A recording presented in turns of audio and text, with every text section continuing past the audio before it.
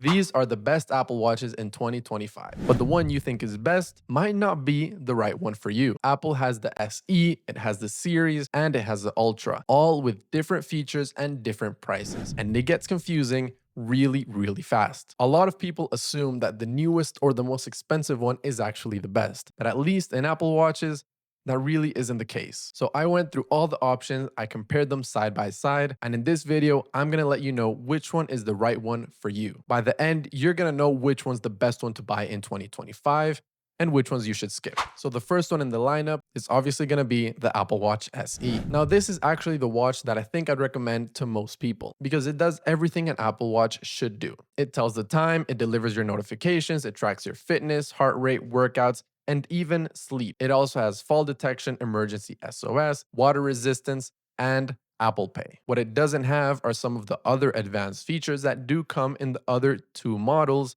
in the series, which is going to be that it has no blood oxygen sensor and no ECG. But here's the thing, who actually uses those two features on a daily basis? Because at least in my opinion, I have never seen anybody really make use of them. So for the average person, the SE really covers everything that an Apple Watch should, and you're going to be paying $100 to $200 less compared to if you get one of the higher end models in the entire lineup. If you just want a watch that tells the time, is an actual Apple Watch, and has all of the basic features, then the Apple Watch SE is going to be the one for you. Next up is going to be the Apple Watch series lineup. Now, the latest one that came out is the Apple Watch Series 10, and that's what Apple pushes as the standard sort of Apple Watch pick. Compared to the SE, you get the two things I mentioned that the SE doesn't have. So you do get a blood oxygen sensor and an ECG monitor, as well as a better design overall. But whether those three things are worth paying $100 or $200 for,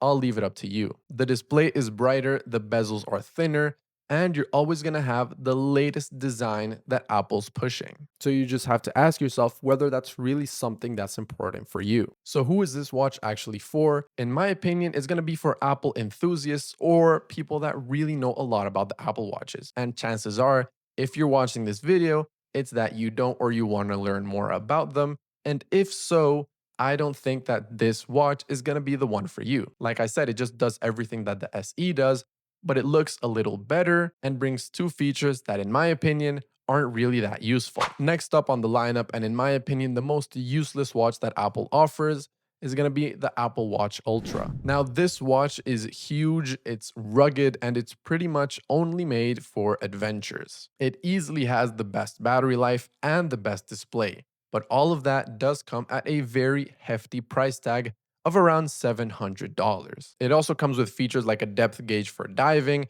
a siren for emergencies, dual frequency GPS for hikers, and a bigger customizable action button. But in all honesty, who's it actually for? I think it's just for the people that know they're gonna use it for their hiking, diving, or something similar. Because I don't believe that any regular person out there that just wants a simple Apple Watch should have the Apple Watch Ultra. Unless you for some reason need a very big screen because maybe you use it for your job or something similar, then it really doesn't make sense. So here's a really quick breakdown. If you want the best value and what most people should buy, go for the SE. If you're an Apple enthusiast and want every single feature available with the best design available, then go for the Series 10. And then if you're a hiker, an adventurer, or something similar, then obviously go with the Ultra. At the end of the day, all three watches are really good, and they're all really good value for the price. But I still think that for the average person, in 2025, the best Apple Watch you could get